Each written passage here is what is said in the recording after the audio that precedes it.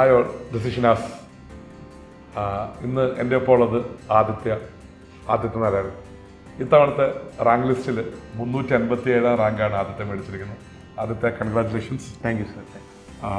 നമ്മൾ ഒരിക്കൽ ഈ ഒരു പ്രോസസ്സിൽ ഫെയിൽ ആയ ഒരാളാണ്.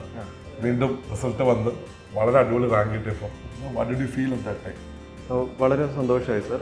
ആദ്യം തന്നെ ഭയങ്കര ഒരു ആശ്വാസമാണ് തോന്നിയത്. ഒരുപാട് നാളത്തെ ഒരു പ്രയത്നത്തിൻ്റെ ഒരു ലോജിക്കൽ കൺക്ലൂഷൻ എന്നുള്ള രീതിയിൽ വളരെ സന്തോഷമാണ്. എനിക്ക് ആ വേർഡ് ഇഷ്ടപ്പെട്ടു, ലോജിക്കൽ കൺക്ലൂഷൻ. കാരണം കൃത്യമായിട്ട് ചെയ്യേണ്ട കാര്യങ്ങളെല്ലാം കൃത്യമായിട്ട് ചെയ്ത് കഴിഞ്ഞാൽ നമുക്ക് എത്താൻ പറ്റുന്നൊരു സ്ഥലം തന്നെയാണ് UPSC റാങ്ക് ലിസ്റ്റ് എന്ന് പറയുന്നത്, അല്ലേ? അതെ, തീർച്ചയായും.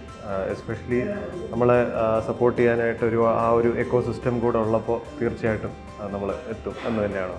എങ്ങനെയുണ്ടായിരുന്നു ഈ ജേർണിയിൽ നമ്മളുമായിട്ടുള്ള അസോസിയേഷൻ?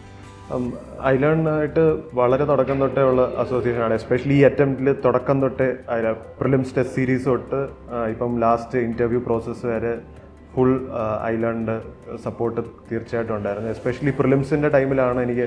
കാരണം പ്രിലിംസ് ഞാൻ ആദ്യത്തെ തവണ പാസ്സായെങ്കിലും സെക്കൻഡ് അറ്റംപ്റ്റിൽ പ്രിലിംസ് ഫെയിലായി. അപ്പം ശരിക്കും ഭയങ്കര ഒരു സെറ്റ് ബാക്ക് ആയിട്ട് തോന്നിയിരുന്നു.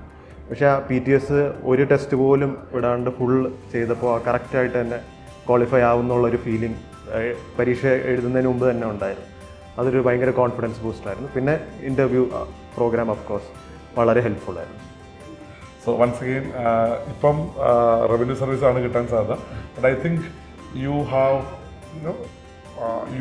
U are destined for more. അപ്പം if you want to write again, please do write and rank ഒന്നുകൂടെ തന്നെ ബെറ്റർ ആയിട്ട് വീണ്ടും നീ ആഗ്രഹിക്കുന്ന IAS IFS പോലൊരു സർവീസിലേക്ക് തന്നെ പറഞ്ഞിട്ട് അതിന് എല്ലാവിധ ആശംസകളും നേരുന്നു. Thank you.